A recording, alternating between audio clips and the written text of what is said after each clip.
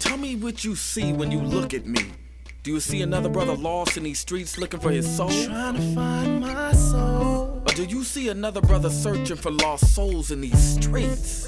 A street soldier. Street soldier. Here to help you get that chip off your shoulder, warm your colder days and sober your drunken ways, and find a way to help you get over these hurdles placed in our path. And this is not meant to amuse you. This is for all those who have questions but are afraid to ask. I won't be afraid. I won't be afraid. No. When times get hard, you lose your way. Open your mind and hear what I say. This is a message for the hard and the soft. To those who tune in weekly and to those who keep an eye out for 8 p.m. on Sundays and turn their radios off. The truth hurts. The cloth has been pulled. We're walking around half dead. Use this show as your IV. Alive and free is a new movement. We've achieved self-destruction. A street soldier promotes self-improvement. Streets couldn't be no colder, so I gotta be a soldier. It shouldn't be this hard for me. Even when it seems so hopeless, I gotta keep my focus. I'm glad to be alive and free, yeah. Streets couldn't be no colder, so I gotta be a soldier. It shouldn't be this hard for me. Even when it seems so hopeless, I gotta keep my focus. I'm glad to be alive and free, yeah.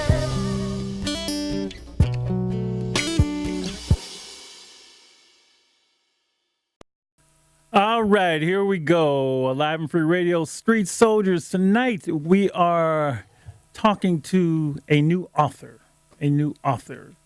His name is Malik Wade. He has written a book entitled Pressure from FBI Fugitive to Freedom. What? I ain't talking loud enough? Oh, he don't need him yet.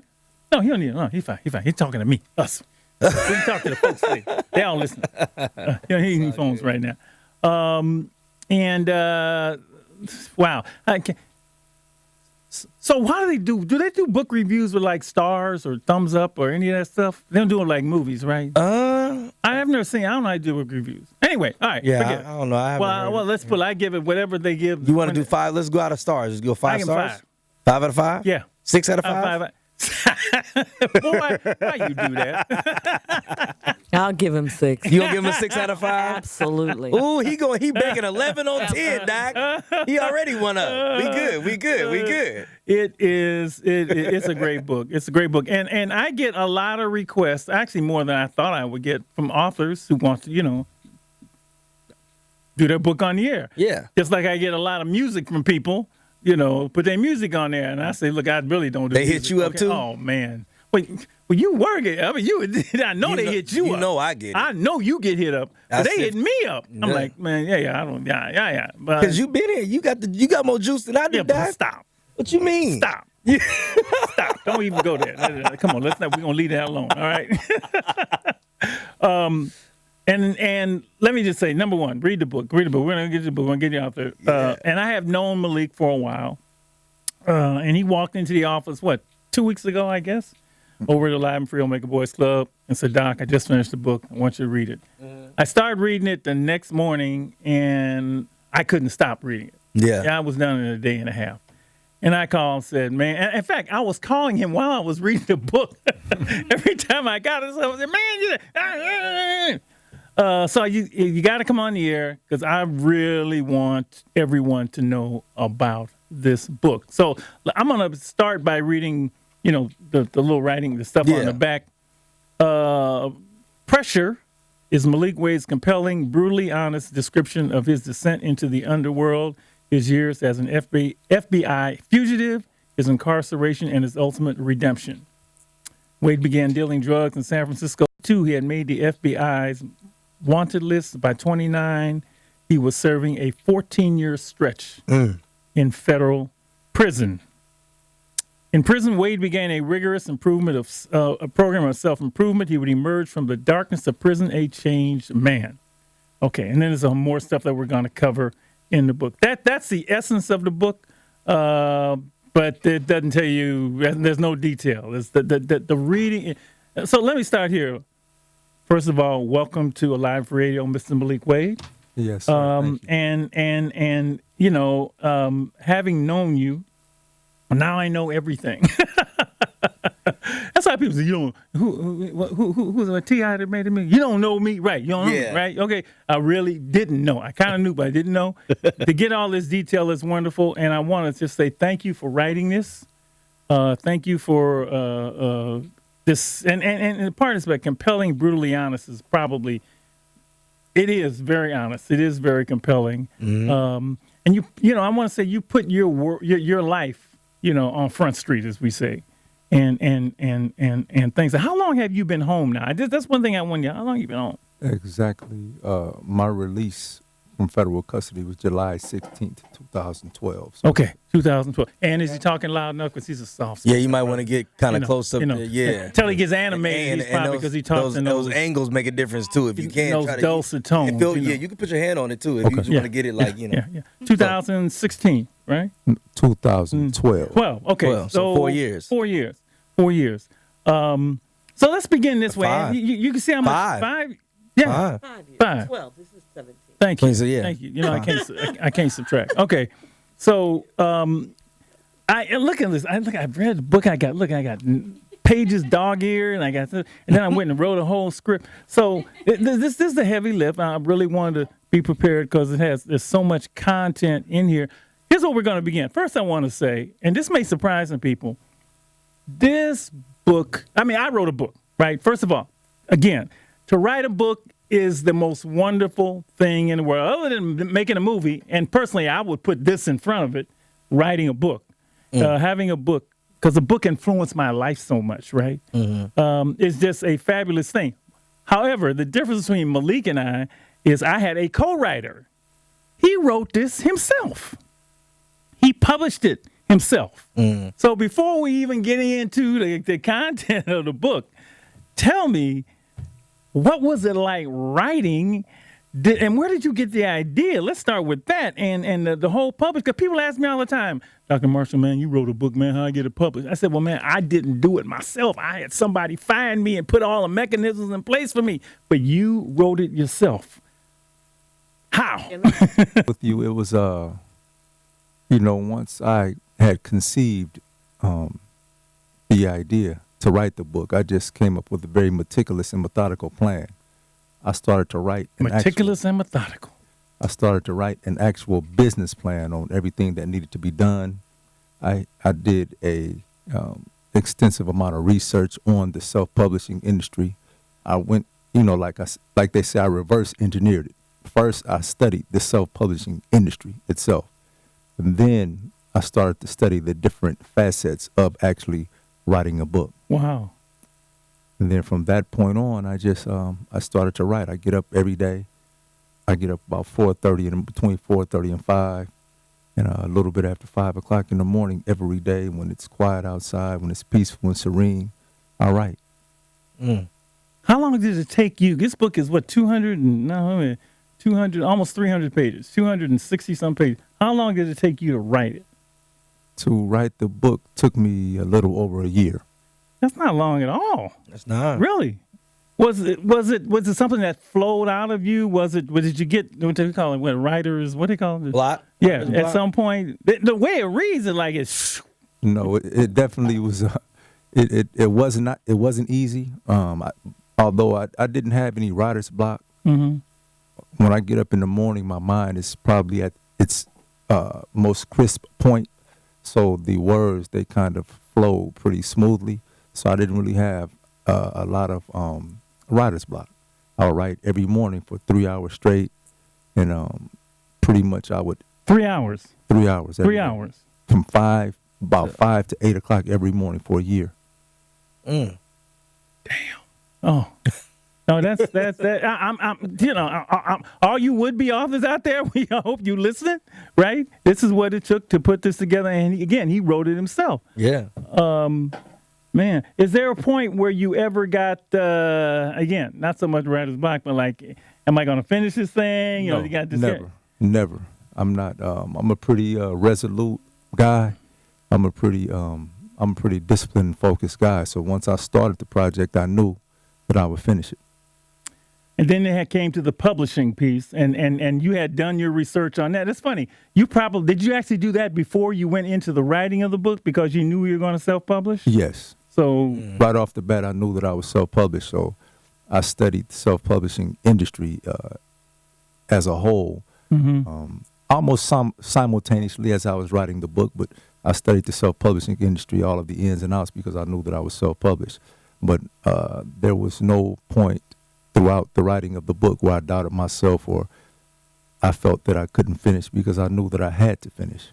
So I think it's important that you mentioned you studied it first, because I know a lot of people who have actually written the manuscript, written it, and now they're at the publishing phase and they don't know what to do. Yeah. And so they may hold it for 2, 3, 4, 5 years or never get it done because they haven't done the back end work first. So congratulations on that. Well, to be honest with you, I'm still learning. I'm still learning a lot about the business. I'm still learning a lot about the writing process as well. You know, I'm still evolving.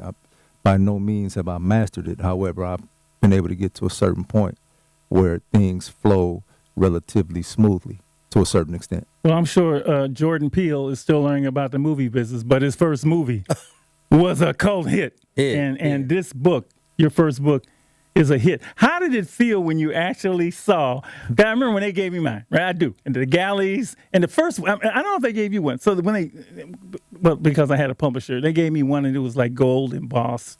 You know, it was, oh man, it was a trip. I lock it up. I actually have it locked up in the bookcase. Do you really? I look at, come on, man. Come on. But how did you feel when it came through and what was that like? I felt 10 feet tall. Yeah. When I got the first copy in my hand, and it was I was able to feel it. It was almost like holding a newborn baby. Yeah. It was a beautiful experience. It wasn't a galley. It was a proof. Yeah. They sent it to me. It was a proof, and they just wanted me to review it and make sure that everything was how I wanted it. And from one author to another, a real author over there. Congratulations, man. Congratulations. Now, I will say I only wrote one book. I'm not going to write another book. Other people say, I got a feeling you're going to have 4 or 5 books coming down the road. I plan to. Given this. So I just, folks, I just really wanted you to know what this gentleman went through to bring this from conception to fruition. That's the word I'm looking for. Thank you, English. Thank you, fruition. So the book is about you, your journey, and I like the way you laid it out. Now, and again, this is all your stuff. So you divided it into 2 parts, and part 1 was the path to destruction, and then part 2 was returning, relearning, and restoring. Right. So that's the way the book is laid out, and there's a number of different chapters in there. For the sake of the interview, go ahead. No, go ahead. Well, no, for the sake of the interview, we're going to do it in 3 parts. Okay. I mean, actually 4, because we did the writing part. So we'll talk about the drug dealing past. We'll talk about the incarceration, and then we'll talk about the release. Okay. We'll get as much in as we can. And let me, Lord. So the way this book, again, I'm reading the book, and I'm hit. I'm reading the book. I'm calling him every time I see him. There were parts of the book where you were going through it, and it was like there was insight that you laid in certain chapters. I don't know if you sketched that out or at some point you put it in, because writing is a creative thing, just like songwriting is a creative thing, like anything is a creative thing. You would be going through parts of, because the book pretty much follows that. It follows this past and then his incarceration and then his release. But there were parts in there you just put like insight. And I'll get to some of that stuff, but when you laid it out, your plan for laying it out, did you actually sketch that out also?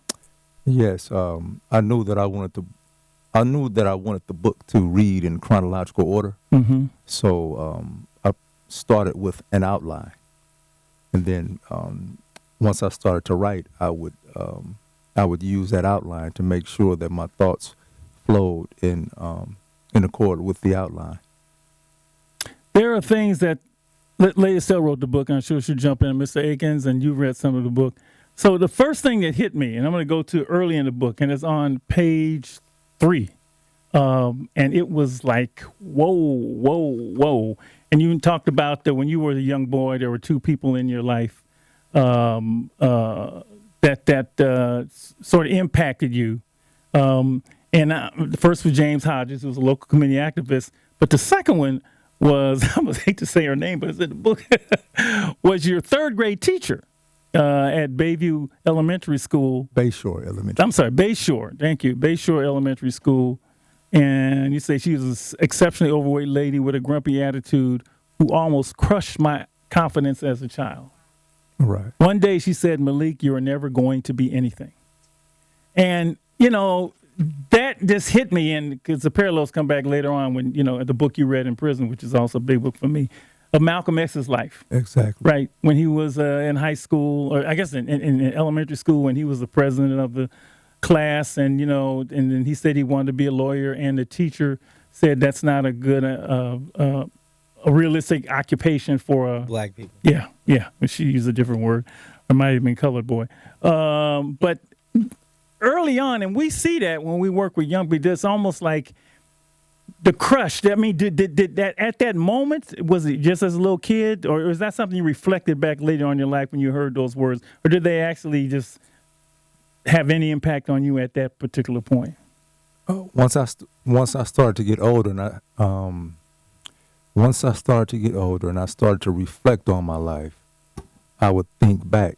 And you know how you hear something, you'll hear a faint voice in the back of your mind. Mm-hmm. Yeah. And once I started to stray heavily into the streets and started to get into trouble, I thought that what she said was a self-fulfilling prophecy. Yeah. Mm-hmm. Yeah. And in the book, I think I specifically say that there were certain points of my life where she seemed to be a sage or a prophet. Because the activities that I was involved in, it seemed like they went right in hand with what she said.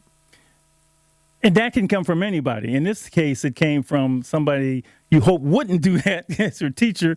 But, I've heard parents say that about their kids. You ain't gonna never, I mean, certainly Boys in the Hood, Dope Boy comes to your mind. And that crushing the spirit of a young person is probably the worst thing that you can do.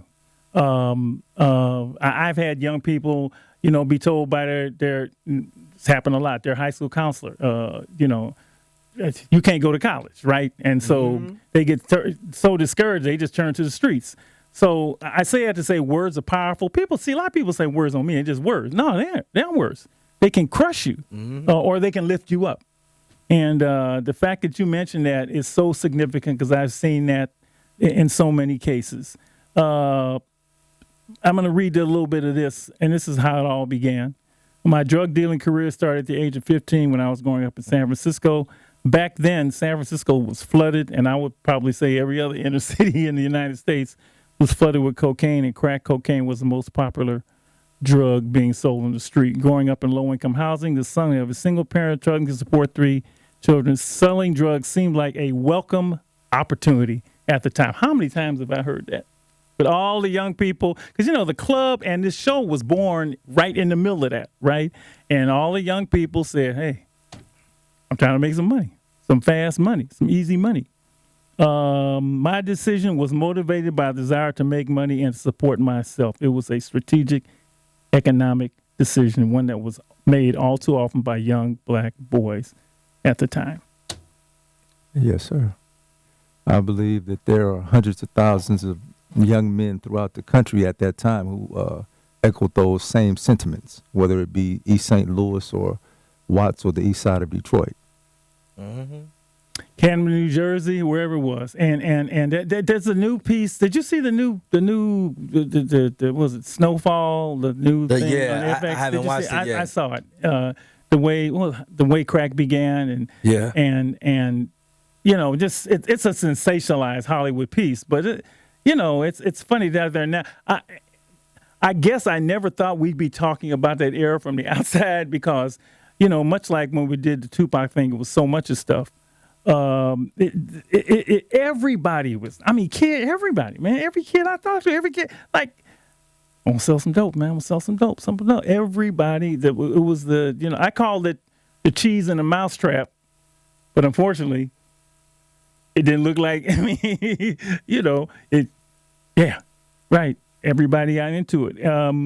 You can comment. I don't want to miss my book. It's your book. You comment. I'm just reading things that struck me as I went through it.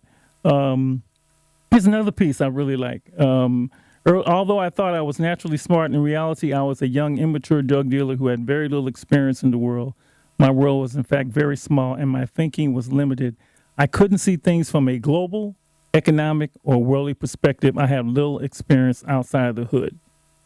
But, and I like this, early in my career, I vowed never to use drugs, which in retrospect was a sinister contradiction. I made the decision to be a parasite and a predator by selling drugs, yet I knew enough to protect myself from their grip. It was an irony that I would have to deal with throughout my career. Just talk about a little bit how that decision was made for you. When I started to sell drugs, like I discussed in the book, I was a pretty above average intelligence. I had above average intelligence. So to a certain extent, I was aware of the decimation and the devastation that it was causing, particularly as I started to get a little older. I started selling drugs at 15, but by the time I was maybe about 17 or 18, I was starting to become a little bit more worldly, a little more well-read, and I started to really understand the world around me. So to me, it was very sinister and Machiavellian for me to prey on the weaknesses of people in the community and at the same time not use drugs myself. So I never wavered on that.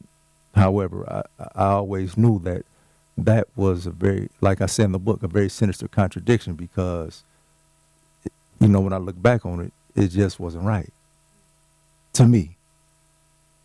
No, well, it just wasn't right. This is your story, and once you get into it, and there's so much good stuff in here because it's honest, is the lure of getting caught up into that, right?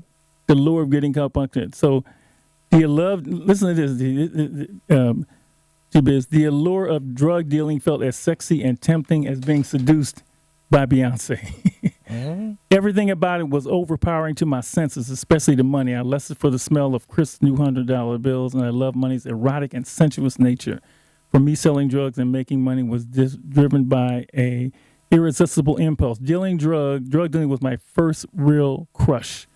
I willingly surrendered and gave my heart to it, and by the age of 16, the life of the streets and selling dope had a fierce grip on me.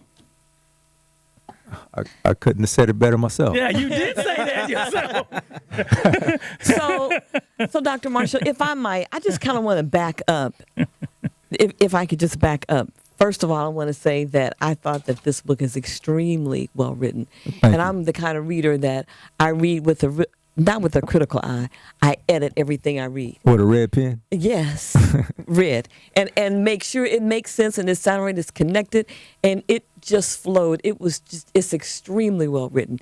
And then the other thing that I need to say to you online is that the humility, and I'm going to find that, I'll jump back on that, sure, comes through in your writing.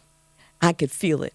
But I'm just going to go back. I want to read the part in the beginning where you say, and Dr. Marcia, if you said this, I'm just going to say it again because I missed it. My story is a human story. It touches on did you read that part?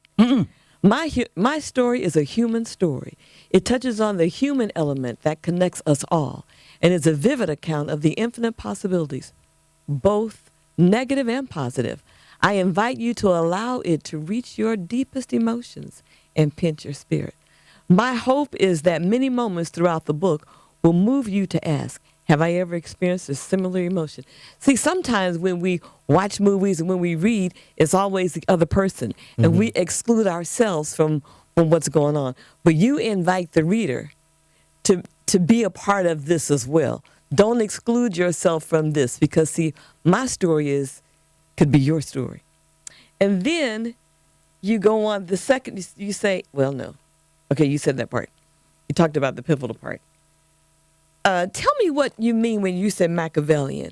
For the little old lady who does not understand, what is Machiavellian, please? Machiavellian is basically it's very sinister in it's manipulation. Okay. It is just another word for being very manipulative, being very shrewd, and being able to manipulate certain situations and certain people. But I want to go back for a moment when you speak about the humility, because I think that's very important for me to address.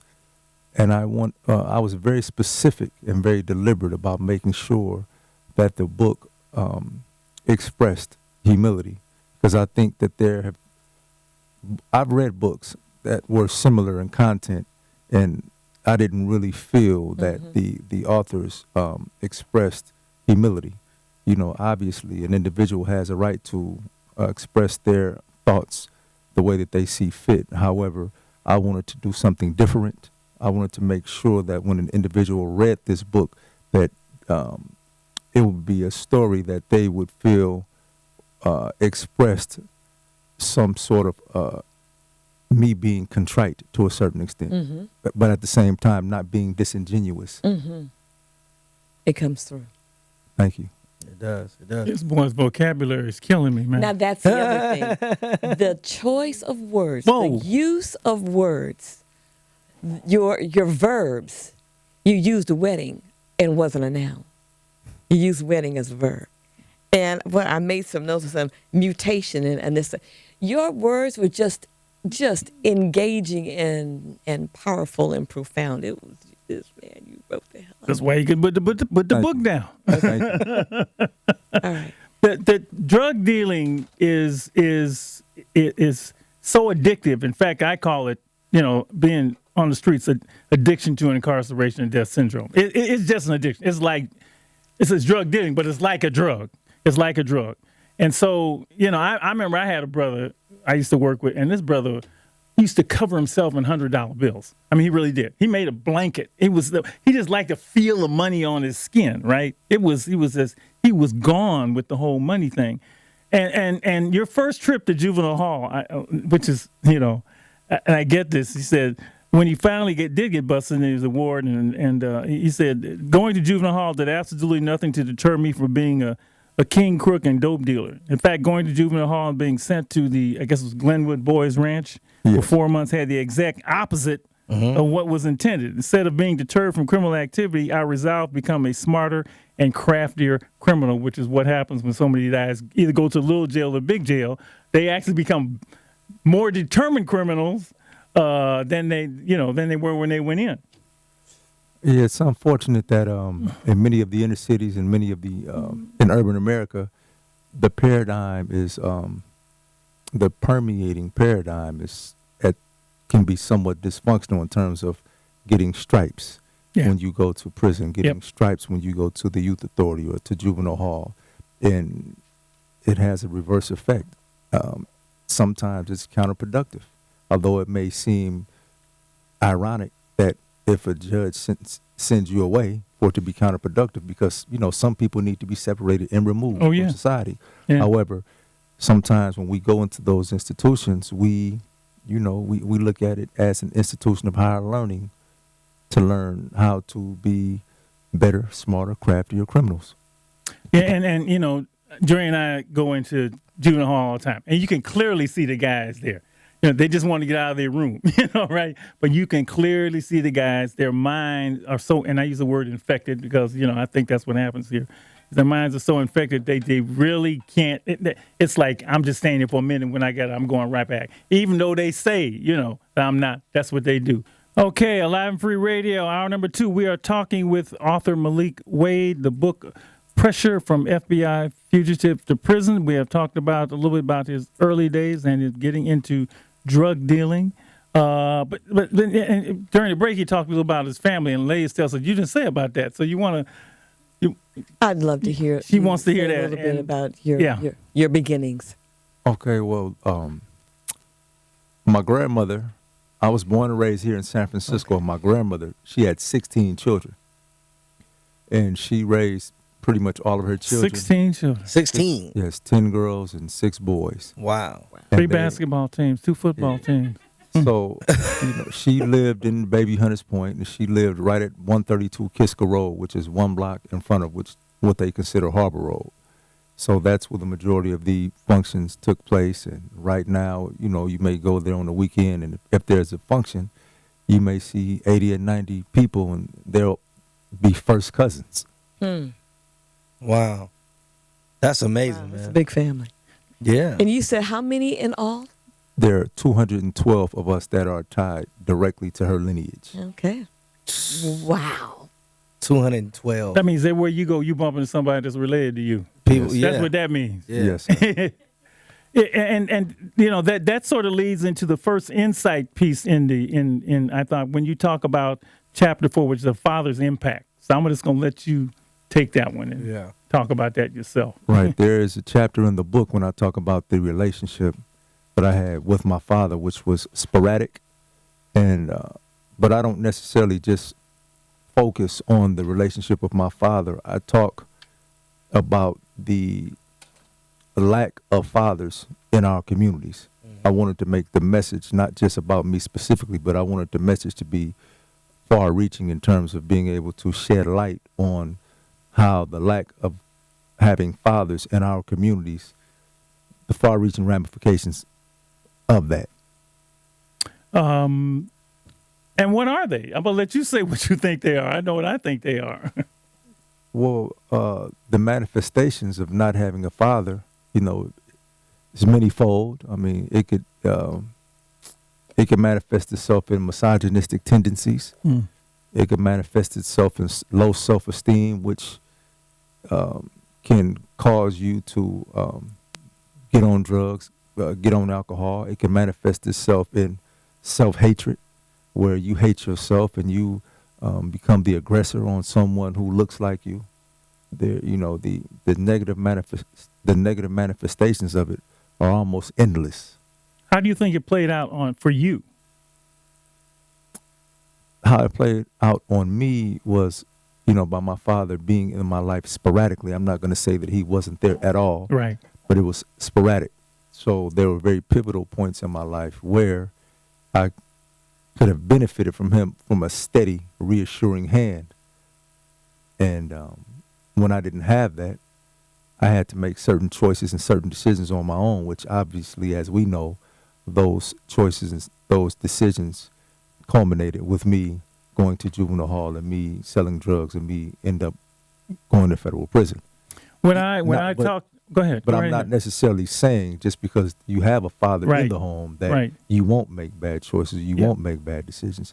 I just think that my trajectory may have been slightly different if I had that steady, firm wisdom that was pouring into me on a consistent basis. You Now, wanna say see, something, GBS? Uh-huh. Yeah, because that was actually one of the points in the book I had highlighted when I read Yeah. through this chapter. Yeah. Was when he initially said, between your father and your stepfather, also just they didn't attend any of my football games, basketball games, Right. And you said, like, when I look back at my life, I reflect on the ways that I could have greatly benefited from spending more quality time with my father, right, absorbing his knowledge, wisdom, understanding, and you feel like you didn't have a steady well of wisdom to drink from, Right. When we look at community as a village, and being able to pull from elder knowledge and things like that, definitely, I agree with you. It feels like a lot of young men, especially black men in our communities, don't have that. So when you said that steady well, what do you think are some of the drops of knowledge, or maybe even things that you might have been able to take in from that you didn't get from the information you were getting on the streets? How to be responsible, for one. Mm-hmm. Simple things like right now, I'm not good with my hands. I'm not good at fixing things. Yeah. So I notice a lot of the guys who are carpenters or who are plumbers or who have a trade, some of those guys, they had a father or a grandfather to show them Yeah. how to do certain things. So right now, I'm not good with my hands. It took me a long time to learn how to actually manage money because I didn't have anyone sitting me down to discuss how to be fiscally responsible. And in some cultures, particularly Jewish culture, from what I understand, obviously I'm not Jewish, but from what I understand and what I've read, they sit their children down at an early age and teach them to be fiscally responsible. The next chapter, really, I'm going to talk. We're going to have some of the things. right after that follows hubris, which is that the way you say it? Hubris or hubris? I never said it right. Hubris. Which is a great. It's about 5 pages, but it's really great because. And can you define what that means? Or that's a word I think I understand, but I don't understand. What did it mean to you when you wrote that hubris? Hubris is arrogance. Yeah, it's extreme arrogance. So, there was most drug dealers are arrogant. Yeah. Most drug dealers are vain and narcissistic, and I wasn't any different. Once I started to reach a certain plateau in that particular lifestyle, I just became more emboldened, more arrogant, and I just felt that I could do what I wanted to do. So I wanted to have a specific chapter to talk about how me being arrogant could have cost me my life, could have gotten me killed, could have gotten me an additional life sentence, because that particular chapter, I think I wrote it, I was already facing a life sentence. Yeah. And I continued to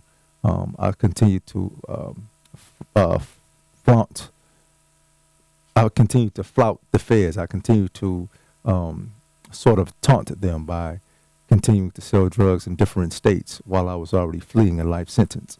Yeah, some of the decisions you made, what's the saying, pride cometh before the fall? Mm-hmm. Yes, sir. Then the fall came, and then there was the next part of the book is all about basically flight. Running from the feds, going from Pittsburgh to Minneapolis to Los Angeles. He said, read the book. To Los Angeles right. And back, all of those Even things. Canada. Eventually going to Canada.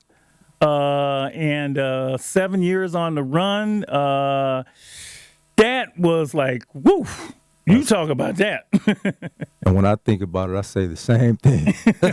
I just shake my head, and I don't, ultimately I know how I got through it, because I believe that there's a covering, and I believe the law governs all events, and I believe in a deity, which some people call God, etc. So I believe that I was covered to do the work that I'm doing now. However, I was a fugitive on the FBI's wanted list for 7 years.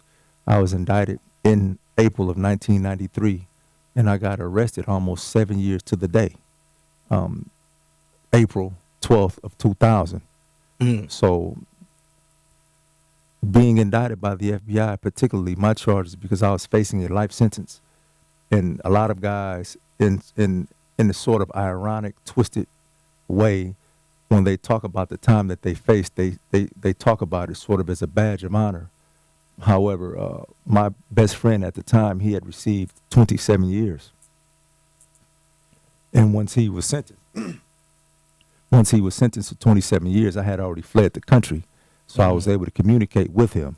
And my charges, I had a copy of the actual indictment and a copy of the trial transcripts. And my charges, they were worse than his charges. I had a couple of additional charges. Wow. So if he received 27 years and my other friend received 22 years, I knew that the minimum I would be facing was a life sentence. And that's a very, very scary thought. That's a very frightening thing to face, going to prison for the rest of your life. So I fled the country, and I stayed out of the country for as long as possible until the FBI started to pursue me outside of the country. So for 7 years, that's how I lived. You talking about looking over your shoulder? Yes, sir. Man. Every moment, every day. And it's chronicled so well in the book. And what a lot of people don't understand is when you are indicted by the FBI, the indictment doesn't go away. There is no statute of limitations. Once you're actually indicted, you run until you get caught. The indictment doesn't go away. As we know, the FBI, they have more time than you have. They can be patient because you'll make mistakes. You'll get mentally fatigued. You'll get tired. You'll make phone calls. And they just sit and they wait. So basically, I lived for 7 years like a person who was diagnosed with stage 4 terminal cancer. And knowing that I would die, but not knowing when I would die. I knew the charges weren't going away. My best friend, he was serving 327 months in federal prison. I knew, I was in communication with him, so I knew eventually whenever I got stopped in the airport or whenever I got pulled over, that in my mind, I was hoping to get 30 years. I was hoping that if I can just get 30 years, at least I'll be home one day. Wow, I'm sitting here compelled. Guys did not notice. I know they didn't notice. And I know They had no idea, and it's come through later, of the war on drugs. They had no idea about 13th. They had no idea of the new Jim Crow. They had no idea of 100-to-1 crack cocaine had sentencing. They had no, when I say the cheese of the mousetrap, I knew it was a trap. I mean, I knew it was a trap because I just, maybe it's because, I saw cheese. Nothing comes that easy, right? But I also know cheese is what draws the mice into it.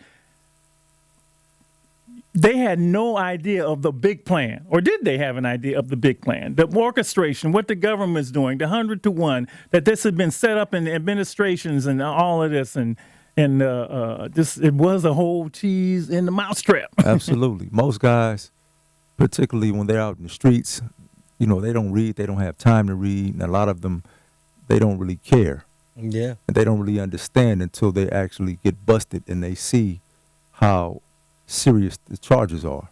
So prior to going to prison, I was sort of different as far as a drug dealer because I was pretty well read prior to going to prison. I had, a library. Every place that I would have a library. I would have books in there, obviously, like Assata Shakur and Dr. Francis Quest Wellsing and Man's Search for Meaning. I read. However, I didn't really understand the all of the ramifications of the drug laws until we actually got indicted. And when we got indicted, and when I went to see my lawyer and he told me that I was facing a life sentence, it just, you saying to yourself, what a life sentence? Like, they acting like I killed I have 4 or 5 murders. Right. Life sentence. And he said, yes, you're facing a life sentence. I believed him, but a few months later, once my co-defendant got sentenced to 27 years, and I had the trial transcripts and a copy of my indictment that said that my charges were worse, obviously it was serious. And I knew that the FBI and the government, they weren't playing, and they weren't playing with me. So even when I was a fugitive, I would go to different law libraries, whatever city that I was in, whether it would be Minneapolis, Minnesota, or Calgary, or Edmonton, or Winnipeg, or Canada. I would send off for books to read and study the law, although there is very little I can do, but I still wanted to have an understanding of what I was facing. So once I actually got arrested, the very first day I went to court, I pled guilty to 15 years in federal prison. And I'm thinking, if this had been powder cocaine, you would have got what? 5 10 max. Goes 100-to-1. So I mean, the same drug, but all of this have been orchestrated from on high, and brothers run around don't know that, right? They don't know that there's it is a huge trap. It's even bigger than the trap. There's the jail trap, and then there's there's the super predator trap. There's all these traps that are laid that they had no. I know that there's no way. But something that a lot of people really don't understand who've never been in the federal system, they have a law called conspiracy, which the statute is 846. I think it's USC Title 21. And a lot of guys, I was never arrested with drugs. I was never arrested with the drugs or money. And I'm not saying that I'm guilty. Right. I'm not saying that I wasn't guilty. Right. I take full responsibility for, what I've done. However, a lot of people don't know that they have laws, conspiracy laws, where you don't have to be arrested with any drugs. So I would see throughout the time that I was in prison in 10 different states. So I would see young men from cities predominantly black, cities like Richmond, Virginia, cities like Baltimore and Chicago, where I would see young guys 19 or 20 years old with 2 life sentences, 3 life sentences, 150 years. And these were young guys who lived in the projects and never had more than $5,000 to their name, never had more than $10,000 to their name. I would read their paperwork because I was sort of like a jailhouse lawyer, because I was, pretty well read. So some guys didn't even understand the nature of their charges. They would come up to me and ask me, could I read their paperwork? And they have 75 years. Some guys didn't even know how much time they had. They were young men, young black men from Washington, D.C., from Omaha, Nebraska, 60, 70 years, 30 years for small amounts of crack. And as all of this is swirling around you now, we know the Iran-Contra and all of that, and the connections and all of that, and dropping the crack cocaine into South Central, so to make money to fund the war, which you knew nothing about, right? There's also, and I like this part when you talk about the 2 Maliks. there's the intellectual Malik, and I really like the way you talk about the Malik the drug dealer versus Malik the man. And they were, I guess, one overpowered the other in this sense. Mm-hmm. Talk about the two Maliks and the two identities, because I can see it all the time with brothers. I can see the street dude and the other dude. I think a lot of guys in the inner city, I think everybody, let me speak for myself. Image versus self. There's a concept, image versus self. So Malik, the image will be Malik, the drug dealer who goes to the fights, to the Mike Tyson fights in Las Vegas, who goes from state to state selling drugs, who was a nationwide hustler, who was who was vain, who was narcissistic, who was arrogant, who didn't care about anybody but himself. But then Malik, the man, was someone who likes to listen to A Love Supreme by John Coltrane, or Sade, or Erykah Badu, or someone who likes to read Amilcar Cabral, or Cheikh Anta Diop, or John Henry Clark, or likes to take walks at Ocean Beach.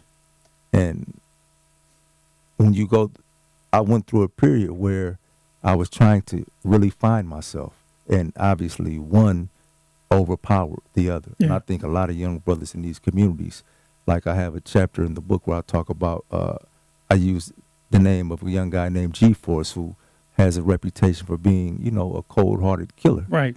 But if you get G-Force alone, he's an intellectual. He's a poet. He's somebody who can express himself in a philosophical nature. But then when you put him in a certain environment, he can be a murder machine. And in many ways, in starting Alive and Free, starting the Boys Club, and then working with a bunch of young Maliks, that's what I saw. And maybe that's because I had them when they were in school, and I knew them, that side of them that they showed me in the classroom, and then there would be another way on the street. And I don't think people even know that side exists. They certainly when in the street, that's the side you don't show. You wear the mask. Right. All the time. Right. You can't take it off because you can't afford to, because... And then the reality is the image versus self, whether it's drug dealer or the white collar person that's trying to get over, right, the banker that's trying to get over, whoever it is that's trying to get over, there is that narcissistic, arrogant, those kinds of adjectives that you use to describe, where the image is all about what I can do to be seen, to be the best, to be in control, in power. It's not limited to drug dealing. Right. And then recognizing who that individual is, because we lose ourselves to the image that we're trying to create based on the motivation. And see, and to me, that's one of the things that stood out in your book. You talked about motivation, and your motivation was all about the money, right, until it changed. Right. Okay. Would you say that, and this, I'm not going to put words in your mouth, going to prison, getting caught was the best thing that ever happened to you? Absolutely. Yeah. I tell people, and some people, they raise their eyebrows, but I say that I'm humbled and I'm thankful for the experience. Malcolm X has several different quotes where he talks about men going to prison and how he thinks it could benefit them. Some people may disagree with it, but I'm not bitter. I'm not angry at all. I had an opportunity to really get in touch with myself. I had an opportunity to learn how to meditate, how to breathe, how to, you have reading and then you have reading. I learned how to read in prison. It's funny, his book, the book that he says is his favorite book, is my favorite book. The book that impacted my life so much was why I run with the autobiography of Malcolm X. And right, I just wrote some of the things down. You talk the learning patience, training your mind, reading, discipline. The prison, you wrote, it was a mental struggle. It's mental warfare. And having, not being in prison, but going to visit guys and talk to guys in prison all the time, it's set up for you not to get. I mean, how many times have I said this? Most guys in prison do time, they don't change. So for you the forces are aligned against you, because it's not set up for you to be a real rehabilitation. Somehow you got in there and it says, I am going to change. I am going to use the time I'm in here to make myself a better person.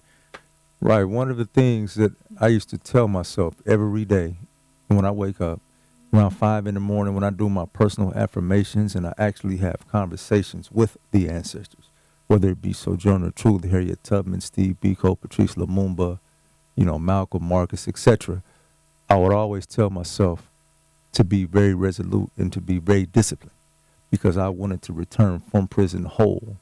I wouldn't return from prison a shell of a man. Mm-hmm. And as you say, prison is mental warfare. Mm-hmm. It is, I consider it to be low-intensity warfare. Mm-hmm. It's physical as well, particularly depending on what prison you're in or what security level of prison you're in.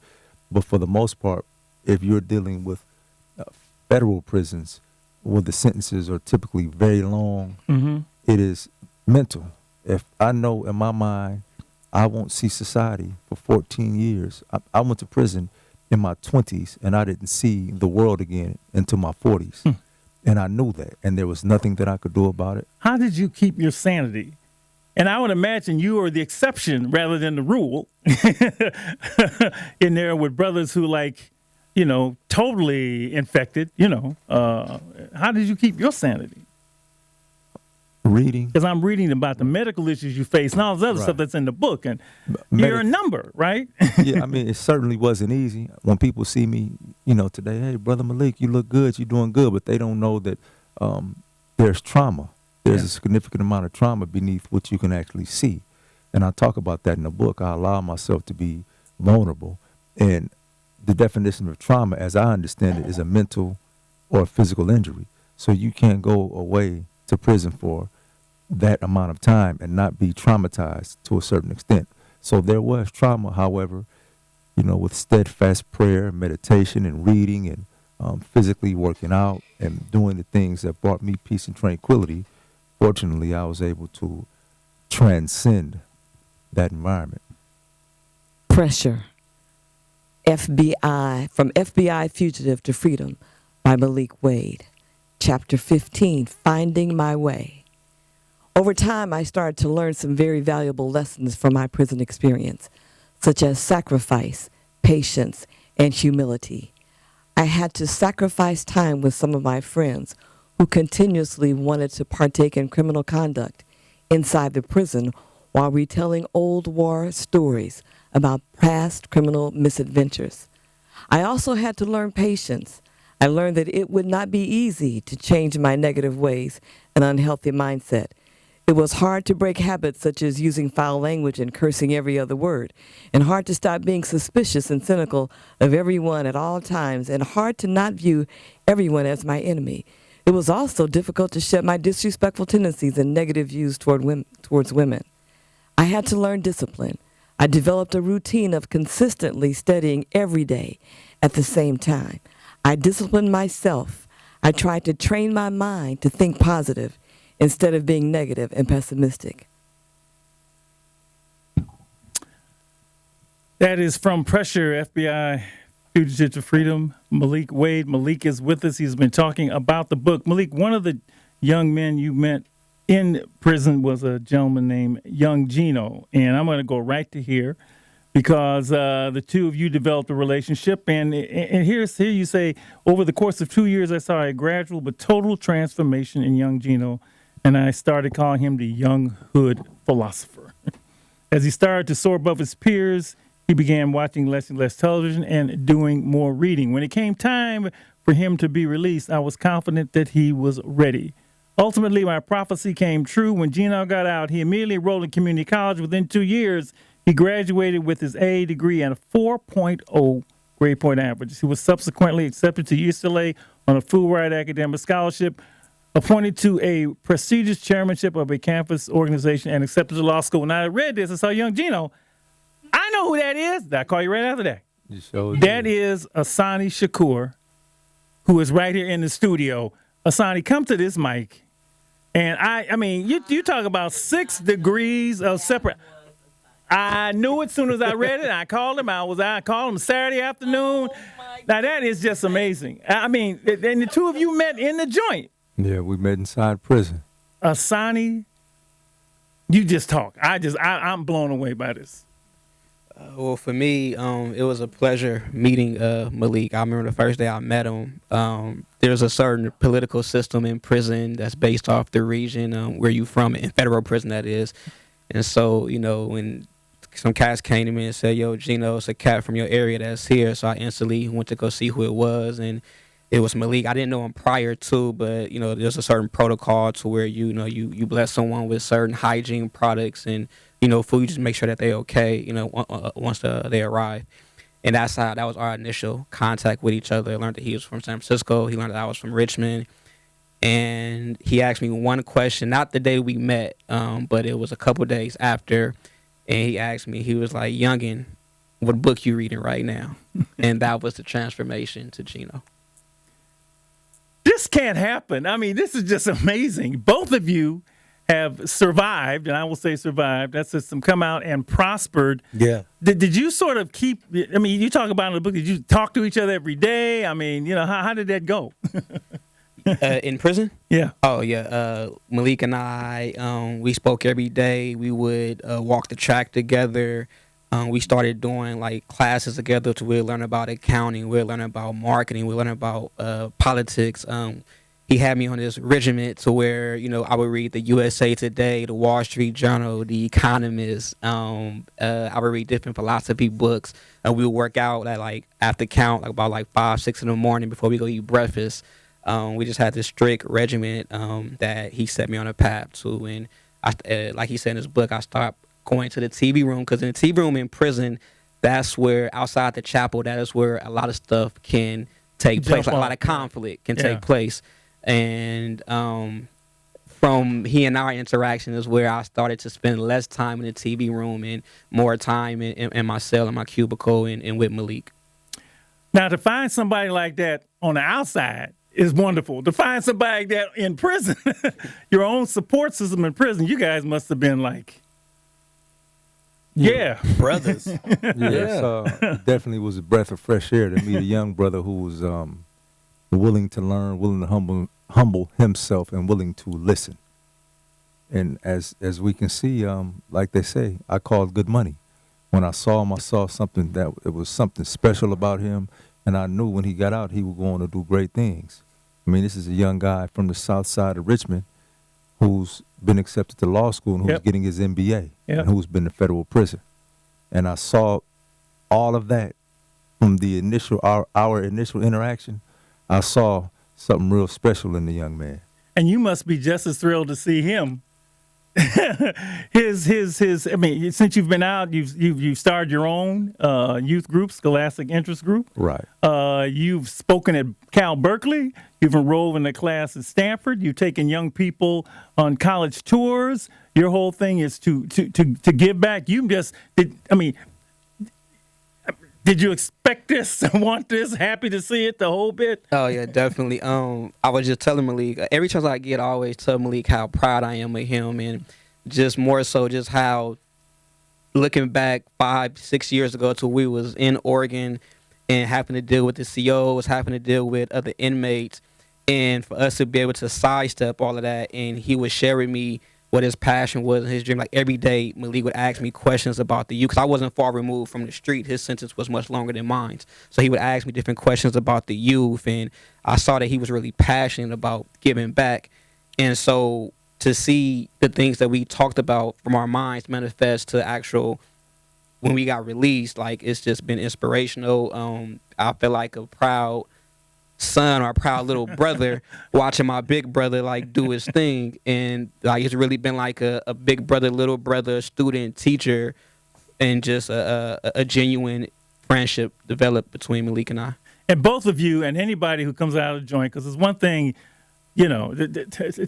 I call them facing pop quizzes when you're back on the block, right? Pop quizzes that can turn to final examinations. And Malik, you talking about the one in the book that just the brother that came to you. Now you out the joint, he comes to you and tries to pull you back into the game, right? Offering you 100 G's or something like that to be into it, and it's just both of you. I guess that's what I'm probably proud of the most, because you had to shed that other Malik skin. You had to shed that other Asani skin, right? You had to let that go and become the person that you are destined to be. And I guess more than anything, I'm proud of you, because if you don't, most guys, like I said, most guys go to prison, they do time, they don't change. You two have changed, or actually become the little boy with that moral compass that you were from the beginning. And I just got to say, man, that I'm proud. I'm just unbelievable. Thank you. I'm humbled and I appreciate it. No, really. And working with young people, I met a guy, and I remember speaking to his brother in San Quentin, Algernon, and he said he wanted to make up for all the damage that he's done. Mm-hmm. And clearly, that's what yes. I believe that I had a spiritual, a sacred and ancestral duty to atone. That's just my personal beliefs. I can't be responsible. I don't try to tell anybody, what they should do or how they should atone. Every man has to find their own path. I like this. He wrote this in Estelle. I'm going to pull Dre in next. He writes in the book, and of course this made me feel so good. As he's going through this stuff on the street and he's trying to find these odd jobs. And I know I know brothers, this job, that job, stuff ain't going right. And what if a brother hasn't changed? What did a brother tell me when all else fails, go back to what you know best, right? Fall back to their pattern. He writes, I am alive and free, and that's the most important thing. Absolutely. I'm telling you, that's when I know a brother has changed. Mr. Akins, you want to jump in here? I know, and just say what you need to say, want to say about both Asani and Malik, but particularly the book. And I met you under similar circumstances years ago.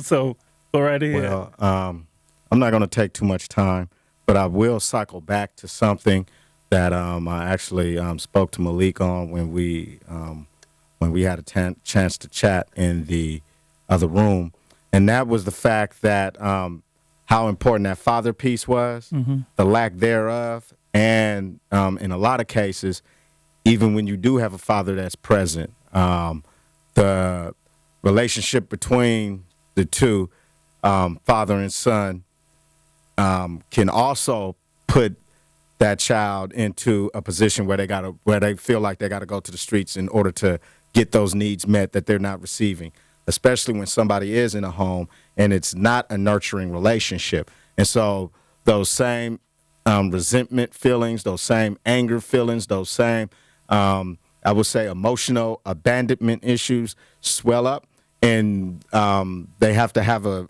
way to get out. And so many of us carry all this anger. So many of us carry this yearning to be part of something, that we walk ourselves into situations that we totally don't understand.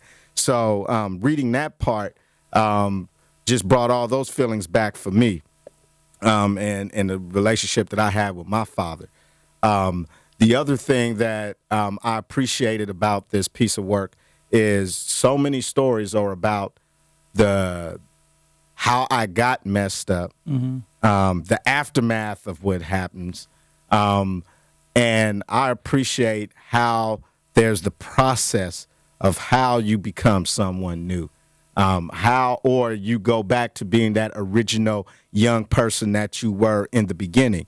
It is devastating when somebody is supposed to teach you and guide you and uplift you, tell you that you're not going to be anything. Mm-hmm. And that reigns in your head, and that sings back to you time and time and time again.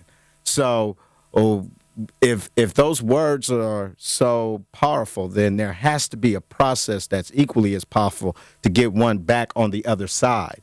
And to have this piece of what I'm going to call literature, which is literature, but in the utmost sense, to be able to articulate that in plain English so that it's not very difficult to understand. Mm-hmm. I think that is the best gift of this writing piece, that if anybody want to get this, it's not about the stories in the book, but it's about how to resurrect one's inner person so that they can get beyond all the stuff that life has shown them. The other thing that this book reminded me of as I was going through it, South Central. Mm-hmm. Ali, and especially, the two of you, Ali and Bobby Johnson. If it wasn't for Ali stepping up and recognizing something in Bobby Johnson and taking on that energy, Who knows what would have happened with Bobby Johnson? Right. And in this case, and when you help somebody else, you help yourself. And that was one thing that Ali said. To see another brother free or help another brother get free helps free me. So I just want to say congratulations to both of y'all on where you are and the tremendous upside that you have. Thank you for this work that you put together, because it explains so much of how we got to 2017 from 1980s. Yeah. How we got from 1980 to 2017. Because one other thing, those were direct instructions that you got from individuals, whether it was father, uncle, or whatever the case may be. Because of what happened with a lot of those sentencing laws, whether good, bad, or indifferent, there is no instruction. Our young people trying to figure it out for themselves, and they're going on all these vast ideas. So there's this hole that is missing.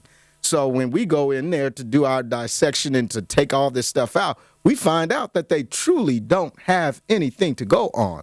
So to have something to put in them is so important. So once again, thank you very much for the work that you put into Black and White. Thank you for the work that you've done on yourself. Yes, sir. And thank you for becoming the man that you're supposed to be and was supposed to be in the first place, because you are the two examples that we need out there to show everybody what is possible, but even change the paradigm, as you spoke to, where this is the norm. Not the exception, but the norm. Yeah, in many ways, Ray, this is a blueprint. This is a blueprint. I don't know nobody has done it. Well, look, I don't know how to do it. Well, look, and he just tells you how to do it. And we did the whole Pac thing, right? And what did I say? Basically, where Pac got stuck at, right? And in many ways, I just got that out of reading Malik's book, right? Because he talks about two things: your willingness to listen to others and be guided, and that's you, Asani, but listen, be guided, and being humble. And you talk about humility a lot in this book. You have to humble yourself. You saw it with Malcolm X. And every time I go into the prison, what I see, it's funny, Asani, when I go in there, what I don't see a bunch of prisoners, I see a bunch of Malcolm X's. That's what I see, because that's where he came from. Yeah. Brother that got off track and became so great that I named my firstborn Malcolm, right? And so this is a Malcolm X, this is a Malcolm X, and if these guys would just get it, and you got to get it. Yeah. If you don't get it, then you don't stay alive and free. It's as simple as that. And everybody suffers, right? And can I add one other thing? Yeah. I'm going to be doing classes in Unit 4, which is the max unit in Juvenile Hall in Alameda County. I'm definitely going to be using this book as a teachable tool, because, again, a lot of cats want to. They just don't know how, or don't understand, or they're scared. There's so much that's in there. So, when the given time, I'd like for both of y'all to come up there to present to these young men, because they get all that negative information constantly, and it's reinforced. So I believe with this blueprint, they have more than enough chance. And again, it's so plain. It's like, if you cannot see this, then you're just blind. Yeah. But you two would be very good in there to see what's possible, because in that max unit, a lot of them are facing a lot of time, and they have a lot of time on their hands. In many ways, Asani, you right too, Malik. It's like Malcolm X speaking, right? Malcolm X's speech, it was different from Dr. King's. It was like, you got it. It was plain. And he used big words, right? Malik, his diction is impeccable. But the book is like that. It's like right there. It's like stuff you can't run away from it. Anything that you want to say, and Sonny, you can do it too, because the fact that you two here is like karma to me. I'm tripping out, right? Anything you want to say that we've left out, you say a lot about the people, but go right ahead. One of the most profound parts of the book is a part where I make a very sincere and genuine apology to the community, to the people that I felt that I directly damaged. I'm making a heartfelt apology to the young mother who I sold crack to in front of her children, although I may have been 15 or 16 years old. When I look back, that was callous and cold-blooded. I make an apology to the strong, vibrant brothers who were in the community, who were strong men in the community who had good jobs, who worked construction, who owned businesses, who took care of their families. I sold them crack when I was a young man. And there are several other people that I make apologies to, and I hope that the apology is received by the community. The apology is the last chapter in the book. It is, I've heard people say, I apologize. I've seen people write maybe a note of apology. The apology is 8 pages. It's 8 pages. Dear community, I hope it starts with, dear community, I hope this letter finds you well. And it goes on and on and on. And one of the, this apology letter is not a sleight of hand to solicit empathy under the umbrella of being self-deprecating and insecure, wanting people to feel sorry for me. It is simply a genuine apology I feel compelled to give. And I've never seen any, I done dealt with a lot of drug dealers, a lot of brothers who hurt the community. I've never seen them publicly write a letter of apology like this. It is the perfect way to end the book. Sonny, I got 2.5 minutes. You want to jump in here and say? No, we got a little more than that. And now's the time for everybody to get everything out. I mean, this was I'm just hung up by these two being here. That is spiritual. It's just crazy because we've been dealing with Sonny. He's been writing. I've been talking to him, and I had no idea these two were connected, and there was definitely a bigger plan here. Sonny, you got the mic if you want to say anything to anybody. Yeah, there's a African proverb that I use a lot, and it says that the story of the hunter will never be told until the lion get a chance to tell his side of the story. Yeah. And for me, Malik helped bring the lion out of me. We would write essays together, and we would exchange them with each other for us both to edit, as he shares in his book. And I was a young, hungry kid that wanted to change, but I had a character that was created growing up in Richmond, and Malik helped me get away from the character that was created in the movie of Richmond and helped me to become who I was destined to be. So I always give thanks to Malik for that and the importance of mentorship. And Malik, he understood that it go both ways, as he said in his book. Like, I didn't even know that he thought of me that way, that I was a teacher to him.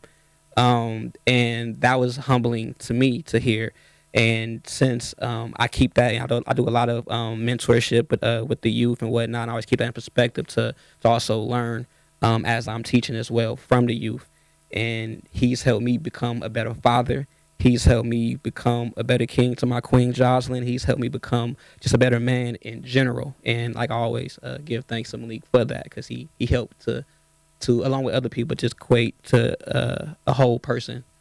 So again, I'll publicly say again, as I said before, thank you, because you helped me stay alive and free, because I was hot-headed in prison. I was young. I was on my Richmond hype, and you helped me sidestep that. So again, thank you. I appreciate it, little brother. And that's the way it's supposed to be, right? That's the way it's supposed to be. This is the village. This is the village. This is the way it's supposed to be. We're all supposed to look after each other. We're not all related, but we're all family. Mm-hmm. And we say it all the time. And this is wonderful, man. There were times I thought that period would never end. And in fact, you've heard me name, just as coming out of slavery, it was Reconstruction. Mm-hmm. I have myself named this, and I can't remember the word now. I've named this period recovery, right? Okay. And in many ways, we are recovering from that 30, 35-year period where it wiped out all of our stable institutions. And people don't understand how it wiped them out. I'm just wiped them out, wiped out family, put all them in jail, women on drugs, children didn't get raised right. But to recover from that and to have everybody to be part of that recovery, because you've heard me say this before, G-Biz, I don't believe in a generation gap. I believe in a truth gap. Mm-hmm. And to come to this one truth among all of us to keep our young people alive and free and conscious. See, now they're conscious. That part. Well, see, that's the next level. That part. See, that's the next level. They have a consciousness, and you can feel it. What did I say last week? When you're in a room with people like this, it's peace. Am I right? Yeah. Ain't nobody, it's peace. And people don't understand that. When you're in a room with a brother, it's peace. when you get when Larry was doing, I feel it with him. When you get a conscious level like that,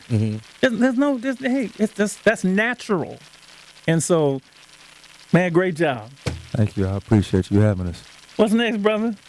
Movie? What's next? Come on, we going all the way with this, man. Well, I'm going John Singleton. I'm gonna call you up. I don't know your number, but I mean, well, next week I'll be in. I'm leaving next week for 3 weeks on promoting the book. I'll be on the East Coast in New York, Jersey, Philly, Boston, D.C., Baltimore, and Atlanta for the next 3 weeks promoting the book. And I'm in negotiations right now with some people who want to do a film and some people who want to do a documentary. However, I have that on hold right now. My first priority right now is to promote the book. Well, make sure Asani you want him in there.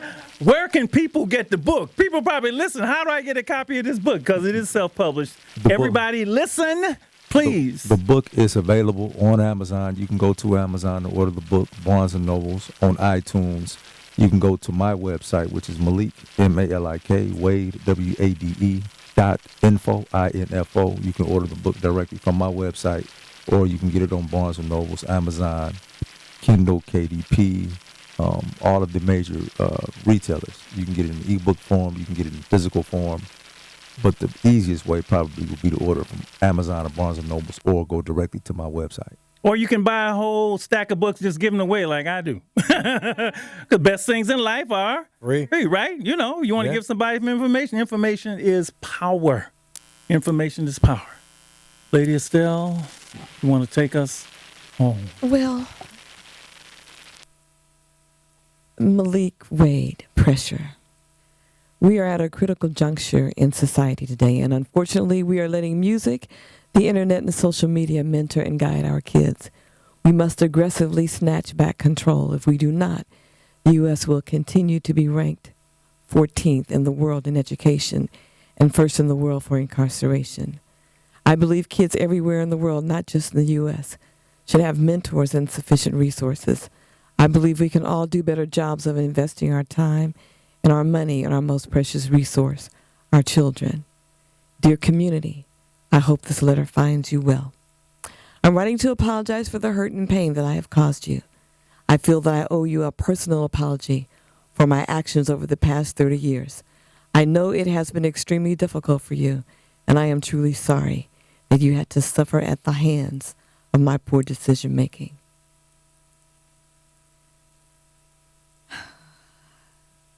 Wait a minute. Stay with me.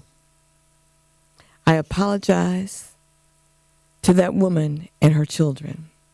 I apologize to the mothers and grandmothers who would give me mean stares and dirty looks of disapproval.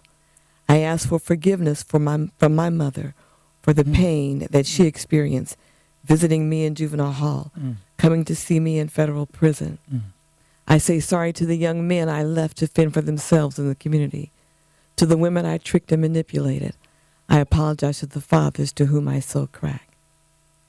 This apology letter is not a sleight of hand to solicit empathy under the umbrella of being self-deprecating and insecure.